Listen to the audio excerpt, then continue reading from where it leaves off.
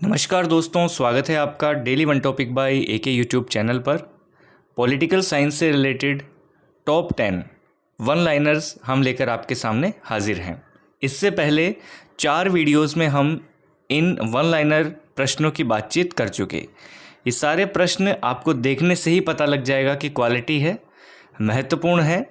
आपने यदि net first grade किसी भी एग्ज़ाम में आप बैठे हैं तो आपको अंदाज़ा भी लग जाएगा कि हाँ, ऐसे प्रश्न परीक्षाओं में पूछे जाते हैं।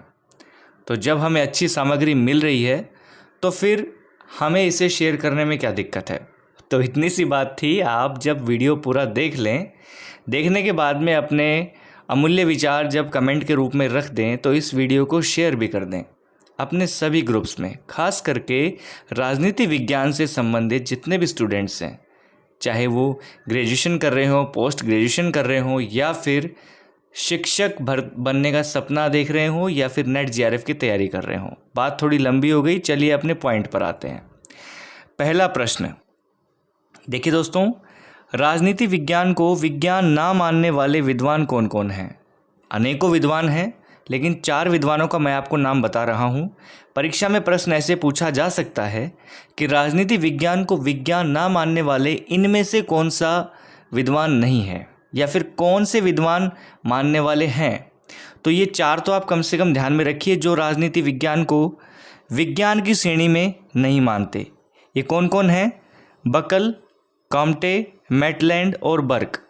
बकल, काम्टे, मैटलैंड और बर्क, ये 4 विद्वान आप स्पेशली इनका दिमाग में बिठा लीजिए। ये 4 विद्वान कहते थे कि राजनीति विज्ञान जो है ना, ये विज्ञान तो नहीं है, विज्ञान नहीं है। इनके पीछे कारण बहुत सारे हैं, फिर भी मैं आपको 2 कारणों में समझा देता हूँ कि विज्ञान ना मानने के क्या कारण हैं। एक तो सर्वमान्य तथ्यों में कमी, कि ऐसे फैक्ट्स जो यूनिवर्सल हों, ऐसे फैक्ट्स की इसके अंदर कमी होती है। किसमें? आर्ट्स का जो अपना कला वर्ग का जो सब्जेक्ट है राजनीति विज्ञान, इसमें इन तथ्यों की कमी होती है, तो ये विद्वान इस बात का सहारा लेते हैं। दूसरा, परीक्षण का अभाव। जैसे साइंस में बायोलॉजी, केमिस्ट्री, फिजिक्स, इनमें प्रैक्टिकल हो सकते हैं, वैसे राजनीति विज्ञान में प्रैक्टिकल यानी परीक्षण संभव नहीं है। ठीक है, ये एक मुद्दा बनाया, ये एक बात रखी। इस पे विश्लेषण करते हुए बकल, काम्टे, मैटलैंड, बर्ग जैसे अन्य बहुत सारे विद्वान जो कहते हैं कि राजनीति विज्ञान विज्ञान की श्रेणी में कतई नहीं है, बिल्कुल भी नहीं है। बात आप अच्छे से समझ गए। इन 4 विद्वानों का नाम आपको ध्यान रखना है, क्योंकि परीक्षा में प्रश्न आ गया कि इनमें से कौन सा विद्वान राजनीति विज्ञान को विज्ञान मानता है, और 3 इसमें से उठा के दे दिए, 1 मानने वाला दे दिया। तो आपको जब पता होगा नहीं मानता है ना, तो आप उसको आराम से कर लोगे। मेहनत चाहिए भाई राजनीति विज्ञान पढ़ने में, ये बात तो क्लियर है। ठीक है, इतनी गर्मी है, मैंने भी पंखा बंद कर रखा है ताकि आपके पास में वीडियो में सूं सूं की आवाज़ ना आए। ठीक, चलिए अब देखिए नेक्स्ट प्रश्न। देखिए, राजनीति में पूर्ण व सर्वोच्च विज्ञान, राजनीति को मान लीजिए आप, राजनीति को पूर्ण व सर्वोच्च विज्ञान किस विद्वान ने माना? भाई अरस्तु ने माना। किसने माना? अरस्तु ने माना। यार आज मैं प्रश्न थोड़ा जल्दी पूछ लेता हूँ, क्या है कि लास्ट में पूछता हूँ ना, आप लोग वीडियो पूरा देखते ही नहीं हो, आप चले जाते हो। तो आप बताना कि अरस्तु की प्रसिद्ध रचना कौन सी है। ठीक है, अरस्तु की प्रसिद्ध रचना कौन सी है, आप मुझे कमेंट में जवाब दे दीजिएगा। नेक्स्ट देखिए, यहाँ पे हमने पढ़ा पूर्ण और सर्वोच्च विज्ञान मानता है, मतलब विज्ञान ही नहीं, ये कहते हैं अरस्तु महोदय कि ये तो सर्वोच्च विज्ञान है। क्या है? सर्वोच्च विज्ञान है। आप इनकी बुक का नाम बताइएगा। नेक्स्ट देखिए, प्रसिद्ध कथन राजनीति विज्ञान विषय का प्रारंभ और अंत राज्य के साथ होता है, ये किसका है? गार्नर महोदय का। तो गार्नर महोदय ने राजनीति विज्ञान में किसके ऊपर जोर दिया? स्टेट के ऊपर, यानी राज्य के ऊपर, कि राजनीति विज्ञान विषय को यदि आपने देखना है तो शुरुआत का पन्ना भी राज्य का होगा, आखिर का पन्ना भी राज्य का होगा। शुरुआत का बस स्टैंड भी राज्य का होगा, आखिर का बस स्टैंड भी राज्य का होगा। शुरुआत राज्य से होगी, अंत भी राज्य के साथ ही होगा। राजनीति विज्ञान विषय के बारे में कौन कहते हैं? गार्नर। काफ़ी बार पूछा जाता है ये प्रश्न, very very very very important है। ठीक है, आपको वीडियो अच्छा लग रहा है तो लाइक तो अभी दबा दीजिए, बाद में आप जल्दबाजी में चले जाते हैं। द सिटी ऑफ गॉड पुस्तक किसकी है? संत ऑगस्टाइन की है, द सिटी ऑफ गॉड। ठीक है, city of God Sant Augustine की पुस्तक है। नेक्स्ट देखिए, राजनीति का संबंध समाज में मूल्यों के आधिकारिक आवंटन से है। भाई ये परिभाषा आपने पढ़ी होगी, एग्जाम्स की तैयारी करते हैं तो जरूर पढ़ी होगी। ये किसकी है? डेविड ईस्टन की। किसकी है? डेविड ईस्टन की। कि राजनीति का संबंध जो है वो समाज में मूल्यों के आधिकारिक आवंटन से है। इस शब्द को पकड़ लेना आप, मूल्यों के आधिकारिक आवंटन से है, डेविड ईस्टन। ठीक है दोस्तों, ये 5 प्रश्न क्लियर हुए, कोई दिक्कत नहीं है ना? वीडियो आप फिर से देख लेना, प्लेलिस्ट मैंने अलग से बना दी है 2024 के लिए, तो आप देख लीजिएगा, सारे उसी में मिलेंगे। नेक्स्ट देखिए, आपके लिए प्रश्न नंबर 6। बहुत मेहनत लगती है आपके लिए कंटेंट तैयार करके डिलीवर करने में। आप कहते हैं वीडियो छोटा है, अरे छोटा नहीं है, महत्वपूर्ण प्रश्न है। नेक्स्ट देखिए, राजनीति की मुख्य दिलचस्पी का विषय तो बहुत ही स्पष्ट है और अचूक भी है। यह शक्ति प्राप्त करने, उसे बनाए रखने, प्रयोग करने व दूसरों को प्रभावित करने व दूसरों के प्रभाव को रोकने के संघर्षों पर केंद्रित रहती है। पहले तो जान लीजिए विलियम रॉबसन का कथन है। ठीक है, अब इस कथन में खास बातें क्या हैं वो सुन लीजिए ध्यान से। इन्होंने बोला कि राजनीति की मुख्य दिलचस्पी का विषय तो बहुत ही स्पष्ट भी है, अचूक भी है। यहाँ तक कहानी ठीक है।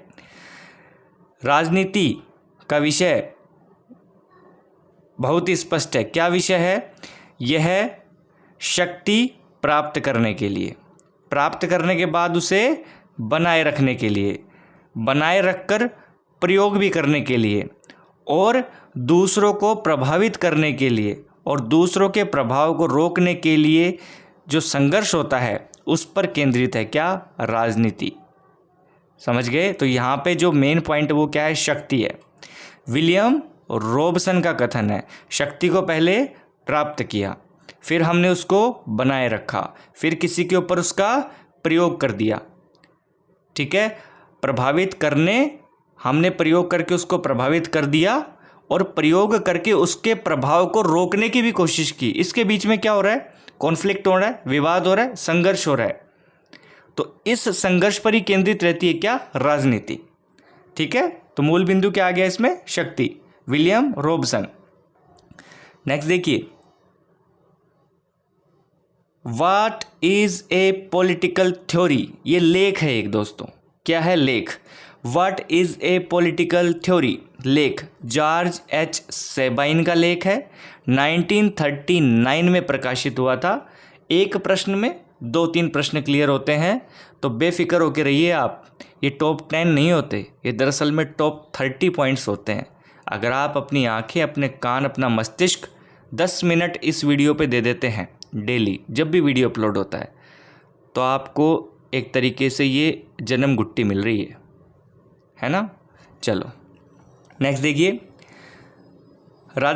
राजनीति को शक्ति से अपृथक्करणीय किसने कहा? बेकर महोदय में। बेकर महोदय कहते हैं कि राजनीति और शक्ति दोनों अलग नहीं हो सकती, अपृथक्करणीय है। प्रश्न नंबर 9 आपके लिए, सत्ता शक्ति के प्रयोग का संस्थात्मक अधिकार है, स्वयं शक्ति नहीं है। बायरस्टीड। सत्ता और शक्ति को विभाजित करते हुए बायरस्टीड बता रहे हैं कि सत्ता शक्ति के प्रयोग करने की क्या है? एक संस्था है और संस्था को क्या है? अधिकार है, लेकिन सत्ता स्वयं शक्ति नहीं है। तो ये किसका है? बायरस्टीड का कथन है।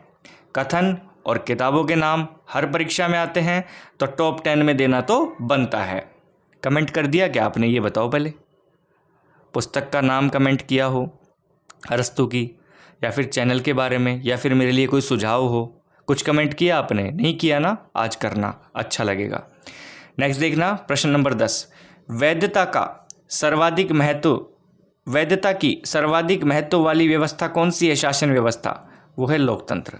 कौन सी है? लोकतंत्र।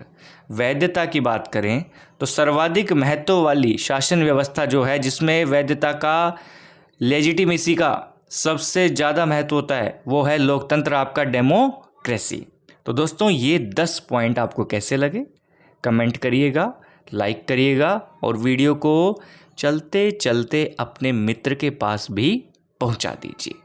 मिलते हैं नेक्स्ट वीडियो नोट में, तब तक के लिए धन्यवाद।